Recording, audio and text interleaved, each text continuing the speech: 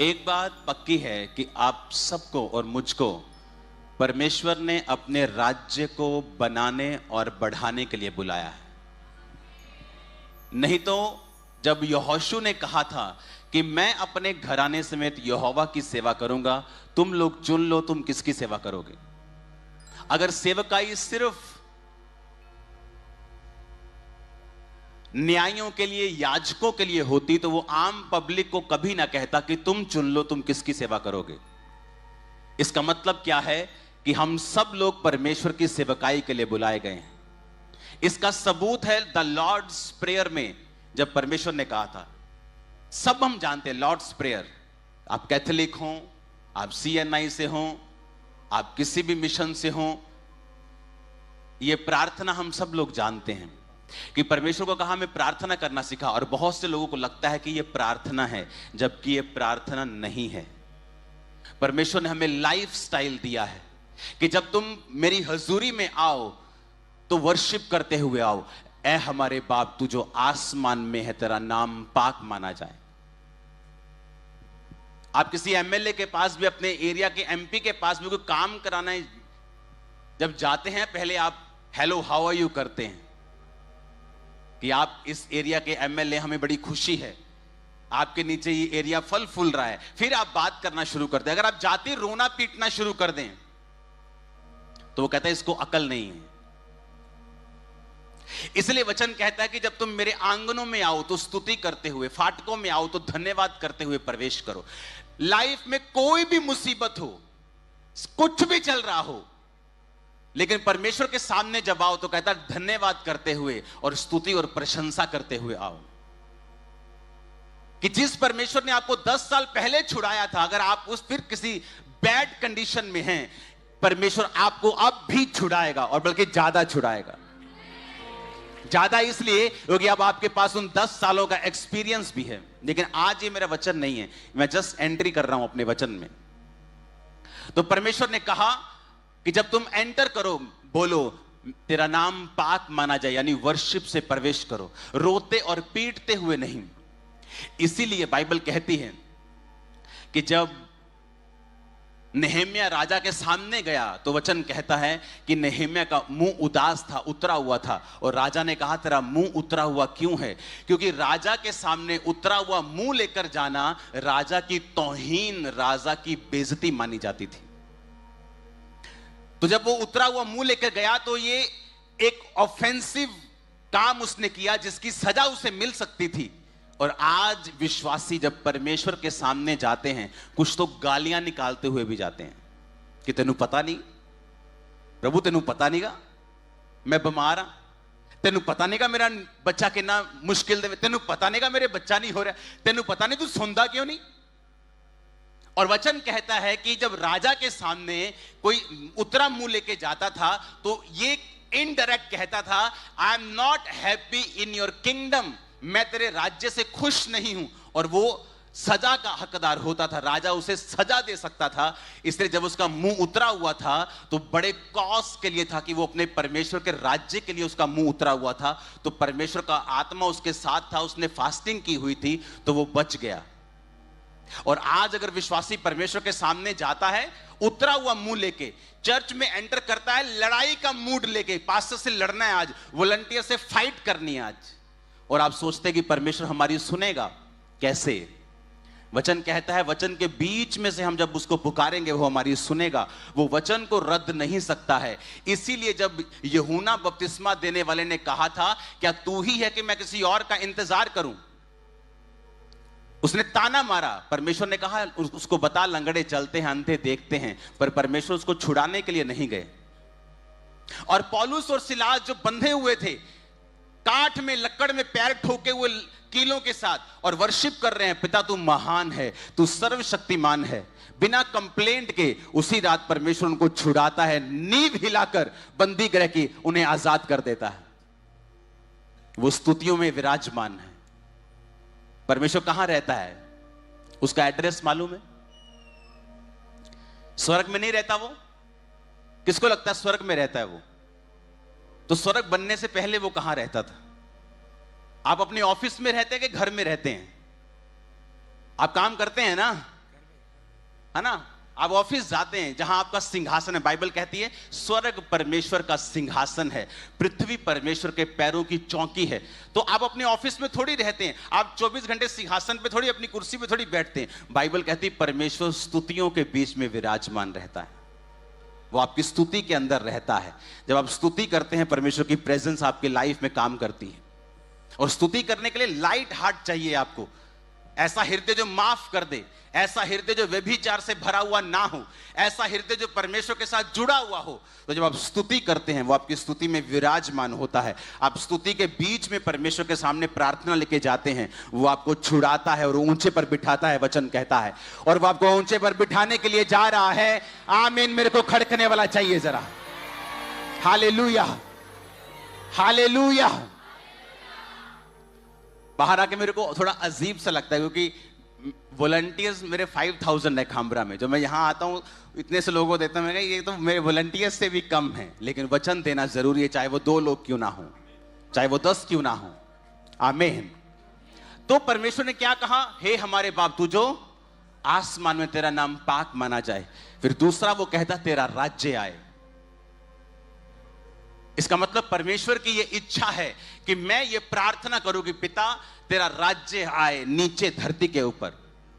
इसका मतलब मुझे सिर्फ प्रार्थना ही नहीं करनी है, अपनी जिंदगी को वैसा बनाना भी है कि मैं परमेश्वर के राज्य को नीचे लेके आ सकूं। आमीन। अब परमेश्वर के राज्य को कैसे हम ला सकते हैं? हम एक पोजीशन पे नहीं हैं, मैं अलग पोजीशन में हूं, आप अलग पोजीशन पे हैं, एक बिजनेसमैन अलग पोजीशन पे है, एक डॉक्टर अलग पोजीशन पे है। लेकिन परमेश्वर ने हमें एक ही प्रार्थना दी है, और वो है तेरा राज्य आए। यानी हम सब मिलके उस एक राज्य के लिए प्रार्थना कर सकते हैं और काम कर सकते हैं। जो परमेश्वर के राज्य के लिए काम करने वाले लोग हैं, खास तौर पे जिन पे बुलाहट है, पास्टर की, टीचर की, अपोस्टल्स की, कोई नाम ले लो। बाइबल कहती है परमेश्वर यहोजकेल 1 उसकी 1 से लेके 3 आयत तक कहता है। जब आप यहोजकेल की पुस्तक पढ़ते हैं तो वचन कहता है कि यहोजकेल जो था वो एक तट पे बैठा था। 30वें वर्ष के 4थे महीने के 5वें दिन मैं बंदियों के बीच कबार नदी के तट पर था।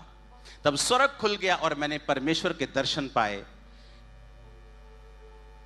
यहोयाकीम राजा की बंधुआई के 5वें वर्ष के 4थे महीने के 5वें दिन को कसदियों के देश में कबार नदी के तट पर यहोवा का वचन बूजी के पुत्र यहोजकेल याजक के पास पहुंचा और यहोवा की शक्ति उस पर प्रकट हुई। और वचन कहता है यहोजकेल के पास वचन पहुंचा। कब पहुंचा? जब वो बंदियों के बीच में था, नदी के तट पर था, किसी सिंहासन पर नहीं बैठा था, किसी कंफर्टेबल कुर्सी पे नहीं बैठा था। परमेश्वर के साथ वफादार होने के बावजूद भी उन्हीं बंदियों के बीच में था जिनको बंदी बना लिया गया था। उसकी कंडीशन और एक पापी की कंडीशन में कोई फर्क नहीं था। जब आपके एरिया में अकाल पड़ता है तो वहां धर्मी पर भी वो पड़ता है। लेकिन वचन कहता है उस अकाल के समय में यहोजकेल परमेश्वर के साथ वफादार था और परमेश्वर की शक्ति उस पर हुई और उसने वो दर्शन पाए जो बाइबल में पहले कभी जिक्र नहीं किया गया। जिस दिन आपको सफरिंग्स की पावर समझ आ जाएगी कि there is power in sufferings, तब आप यीशु मसीह के लिए सफर करने में, सताए जाने में आनंदित होना शुरू कर देंगे, क्योंकि वैसी पावर भी परमेश्वर आपको देगा जो यहोजकेल को उसने दी थी। लेकिन वचन क्या कहता है?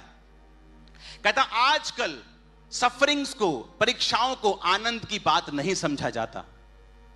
जब लोग मसीह के कारण तुम्हारा नाम काटेंगे, रिश्तेदार तुम्हें सताएंगे, मसीह के नाम के कारण तुम्हें, तुम्हारी सरकार तुम्हें सताएगी, कहता आजकल की ताड़ना दुख की बात दिखाई देती है, पर ये तुम्हारी पावर है, तुम्हारी पावर है, ये तुम्हारा फ्यूल है, ये यूरेनियम है जो तुम्हें परमाणु बम की तरह बना देगा। मैं आपको बता रहा हूं सफरिंग्स क्राइस्ट के लिए, उसका राज्य कैसे आएगा? अगर आप सेवक हैं तो सफर करना सीखें। यीशु मसीह के नाम के लिए सताए जाते हैं तो आनंद मनाएं। किसी के पास वचन नहीं पहुंचा, सब कबार नदी के तट पे बैठे हैं, लेकिन वचन उसी के पास पहुंचा जो परमेश्वर के साथ वफादार था। और मेरी भविष्यवाणी है और प्रार्थना है, आपके घरों से बच्चे निकलें, आपके घरों से आप लोग निकलें जो खुदा के वचन को पाएं और इस्तेमाल किए जाएं। आमीन। ऊंचे वाला चाहिए चर्च। हालेलुया। सफरिंग्स आजकल बुरी बात दिखाई देती है। कोई परमेश्वर के नाम के लिए सफर करना नहीं चाहता, अपने वर्क प्लेस पे नहीं बताना चाहता मैं क्रिश्चियन हूं, ताकि उसे सताया ना जाए। इसलिए आज क्रिश्चियन जो है वो पावरलेस हो चुके हैं, होपलेस हो चुके हैं, विजनलेस हो चुके हैं। अपने आप के अंदर एक पंजाबी कहते चाती मारो जरा अंदर। पिछले 6 महीने में कितनी रूहें बचाई हैं तुम लोगों ने?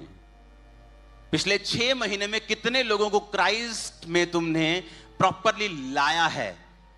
यीशु मसीह तक तुम लाए हो पिछले 6 महीने। मैं ये कर रहा हूं, मैं वो न, मैं ये बात नहीं कर रहा हूं। ऊपर ये नहीं पूछेंगे, मैंने ये पूछेंगे ठीक है अच्छा काम किया, कुछ को खिलाया पिलाया कुछ कर दिया अच्छा, लेकिन कितनी रूहें तुमने बचाई हैं पिछले 6 महीने में? है याद किसी को?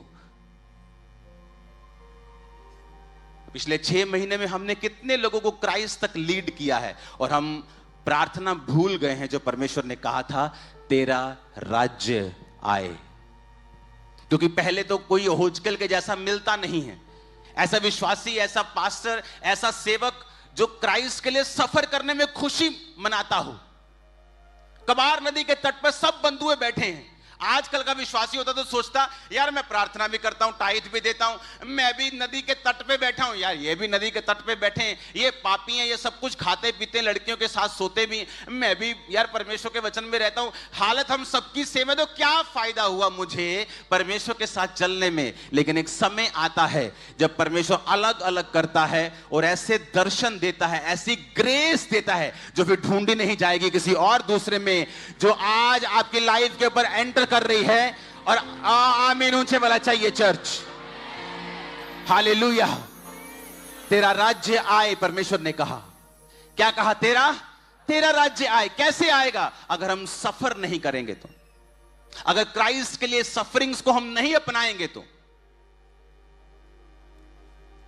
फिलिपियों 1 उसकी 29 आयत में लिखा है, क्योंकि मसीह के कारण तुम पर यह अनुग्रह हुआ है, ना केवल उस पर विश्वास करो परंतु उसके लिए दुख भी उठाओ। For unto you it is given in the behalf of Christ not only to believe on him but also to suffer for his sake। कहता उसके लिए दुख भी उठाओ। आज हम दुख उठाने के लिए तैयार नहीं है। क्यों?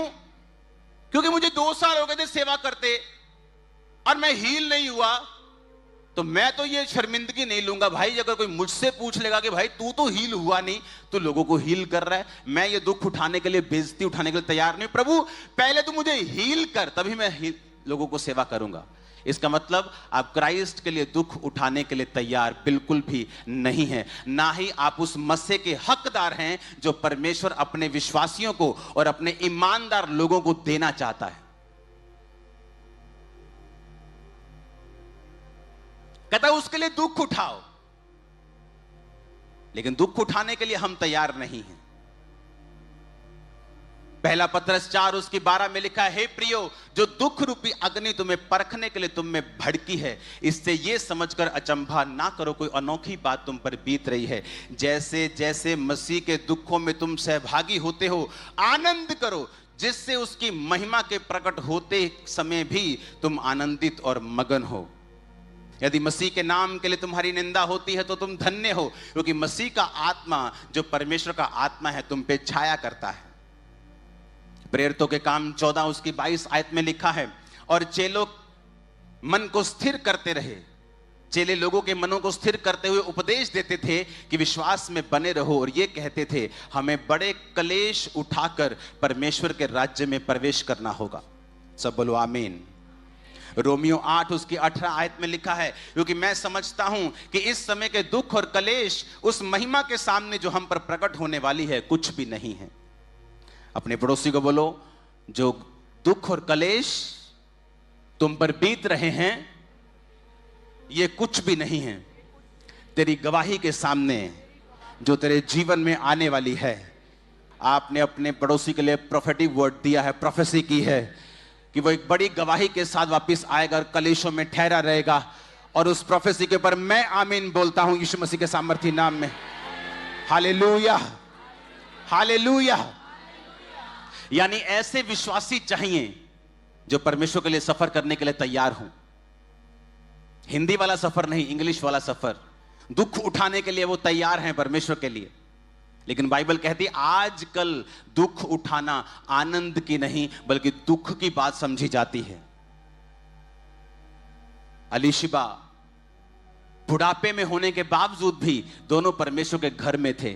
जब चिट्ठी निकली कि तेरा पति आज अंदर जाके धूप जलाएगा, वो क्या कर रहे थे वहां? बूढ़े होने के बावजूद बच्चा नहीं, छोड़ो यार, पार्टी में चलते हैं, अपने रिश्तेदारों के पास चलते, काम बहुत है, बच्चा नहीं, चर्च में जाएंगे, कोई पूछेगा बेबी नहीं हुआ अभी तक, तो बूढ़े हो गए तुम लोग, शायद तुमने कोई पाप किया होगा।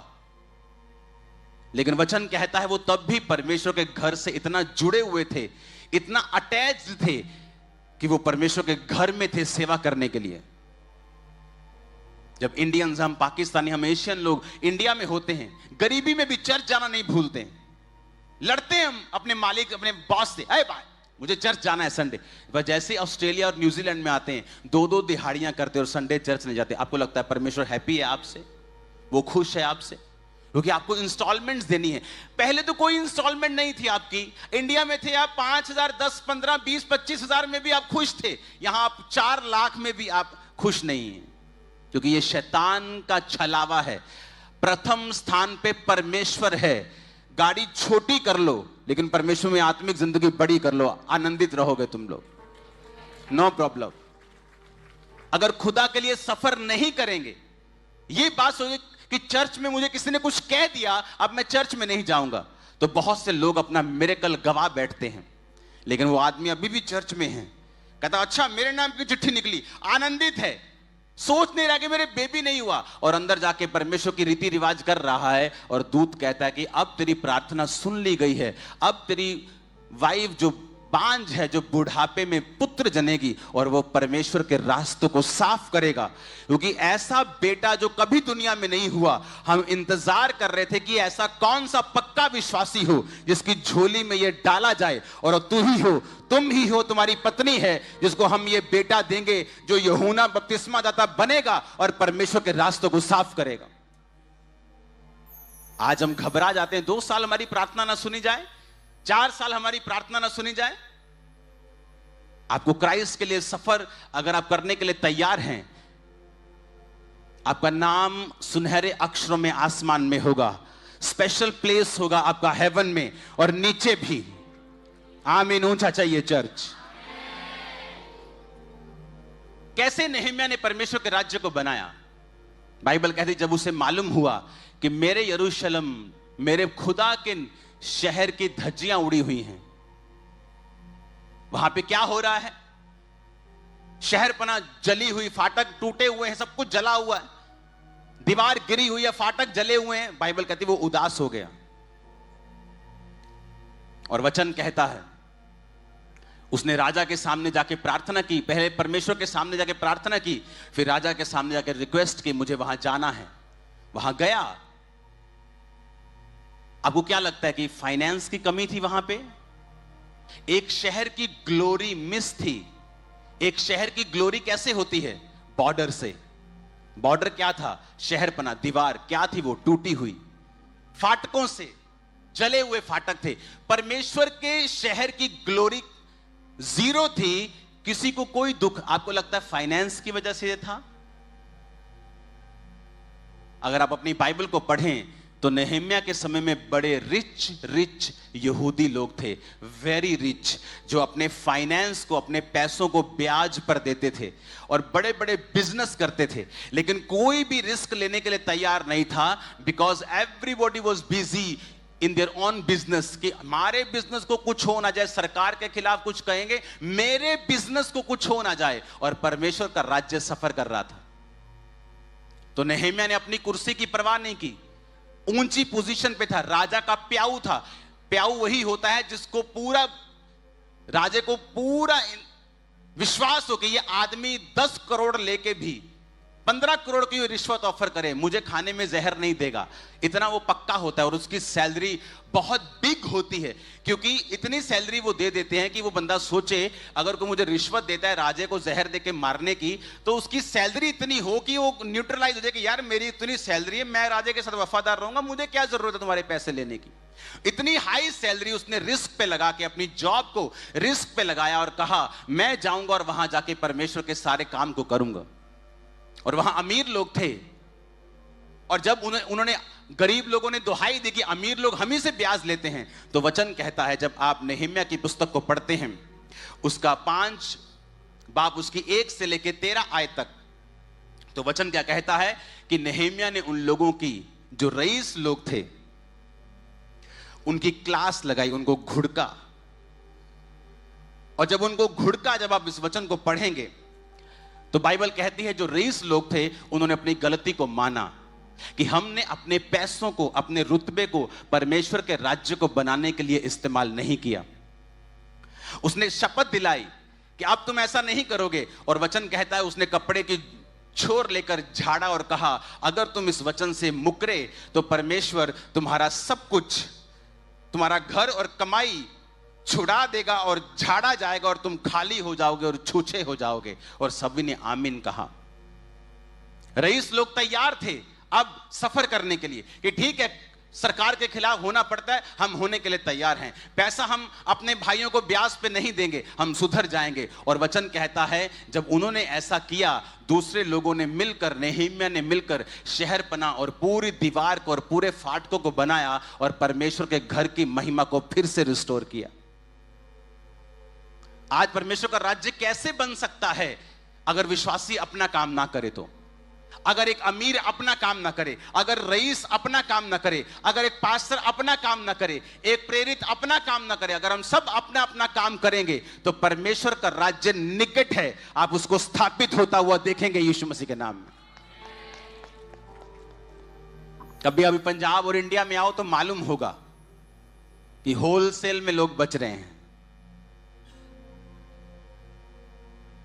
हालेलुया। क्योंकि अगर हर व्यक्ति अपना अपना काम करेगा तो परमेश्वर का राज्य सफर नहीं करेगा। और उसने क्या कहा, हे हमारे बाप तू जो आसमान में है, तेरा नाम पाक माना जाए, तेरा राज्य आए। कैसे आएगा राज्य? एक अमीर अपना काम नहीं करेगा, एक पास्टर अपना काम नहीं करेगा, विश्वासी अपना काम नहीं करेगा। वचन कहता है नेहम्याह जब उस मंडली में आता था तो सब गवैये, सब गाने वाले, बजाने वाले, काम करने वाले परमेश्वर के घर में सबको बुलाता था, सब लोगों का टाइट उन्हीं में बांटता था, क्योंकि उसको पैसे की कमी नहीं थी। लेकिन जब नेहम्याह चला जाता था तो सब लोग तितर बितर हो जाते थे, किसी को तनख्वाह नहीं मिलती थी, कोई गवैये को पैसे नहीं मिलते थे, सब अपना अपना काम करने चले जाते थे, क्योंकि एक व्यक्ति ने बोझ नहीं उठाया और सब लोग तितर बितर हो गए। जब एक व्यक्ति बोझ उठाता है तो परमेश्वर के राज्य में बड़ा काम करता है। आप ये मत समझे कि मैं नहीं करूंगा, कोई बात नहीं, लेकिन परमेश्वर उसका लेखा लेता है। अगर हम हर एक जन अपना अपना काम करेंगे, वो आपको बेस्ट देगा जो आपको चाहिए। उसने याजकों को बोला, उसने सेवकों को बोला कि मैं तुम्हें बेस्ट दाख दूंगा, बेस्ट तेल दूंगा, बेस्ट पत्नी दूंगा, बेस्ट पति दूंगा। अगर आप परमेश्वर की सेवकाई में हैं, कुछ भी एक्सपेक्ट ना करें, सिर्फ बेस्ट ही बेस्ट आपका और आपके परिवार का और आपके फाइनेंस का और बिजनेस का और कैरियर का हिस्सा है। आमीन खड़कने वाला चाहिए, शैतान के कानों में भी जाना चाहिए। हालेलुया। आज परमेश्वर हमें मौका देता है और हम काम करते हैं, क्योंकि कल जब हम दुहाई देंगे अपने बच्चों के लिए, वो सुनेगा नहीं। क्यों? क्योंकि जब हमने काम करना था हमने किया नहीं। इसलिए हिजकिय्याह नबी परमेश्वर के सामने गया और कहा, प्रभु मैं नहीं मरना चाहता हूं। प्रभु कहता, नहीं, तेरी उम्र पूरी हो चुकी है। कहता, प्रभु मेरे पास्ट को देख, मैंने क्या क्या किया। उसने अपना पास्ट गिनाया, अपने कामों को गिनाया जो खुदा के लिए उसने किए। परमेश्वर ने कहा, ठीक है, मैं तेरी प्रार्थना को सुनता हूं, तेरी उम्र को 15 साल और बढ़ाता हूं। हमारा पास्ट क्या है? कितनी चुगलियां हमने की हैं, ये कितनी सिगरेट पी हैं, ये कितने नशे किए हैं, या कितना हम परमेश्वर के घर से दूर रहे हैं, कितने संडे हमने मिस, हमें लगता है संडे मिस करना बहुत छोटी बात है, ए वेरी स्मॉल थिंग। पर वचन कहता है तुम परमेश्वर के घर में रोपे जाओगे, बोए जाओगे, बढ़ाए जाओगे। वो कोई भी घर हो, जीवित होना चाहिए। हालेलुया। अगर हम इन वचनों पे नहीं चलेंगे तो कल हम परमेश्वर को नहीं कह सकते कि तूने मेरी लाइफ में ऐसा क्यों नहीं किया, या why I am like this. Hallelujah. मेरा बिलीव है आज से आप परमेश्वर के राज्य को बिल्ड करेंगे, अपने परिवार को भी इस काम में लगाएंगे। आपका फाइनेंस, आपकी लाइफ, आप क्या कर सकते हैं सेवकाइयों के लिए। इंडिया में किसी कलीसिया के ऊपर परसिक्यूशन है, आप उसके लिए क्या कर सकते हैं। तब तो पैसा नहीं चाहिए। जो हम कर सकते हैं हमें फ्यूचर में करने के लिए तैयार रहना होगा। परमेश्वर की अणख रखनी होगी और बड़े काम करने होंगे, और शैतान हमारी ज्योति के नीचे होगा और कुचला जाएगा यीशु मसीह के नाम में। आमीन। तैयार हो उसके राज्य में काम करने के लिए। अभी तो समय थोड़ा है, मुझे अभी बहुत सारे काम प्रार्थना करनी है। आज आप सबके ऊपर मुझे ले हैंड करना है। आमीन। तो नहीं तो मैं आपको वचन आगे देता कि हे हमारे बाप जो आसमान में तेरा नाम पाक माने तेरा राज्य आया ना, आगे क्या है, उसका मतलब क्या है। वो सिंपल प्रेयर नहीं है, वो एक लाइफ स्टाइल है जो परमेश्वर हमें अपनाने के लिए कहता है। बोलने से उसका राज्य नहीं आएगा। रोटी मेरे मुंह में चली जाए अपने आप नहीं जाएगी, आपको काम करना पड़ेगा। अपने हाथों को उठाओ, सब जन खड़े हो जाओ, हिलाओ अपने हाथों को।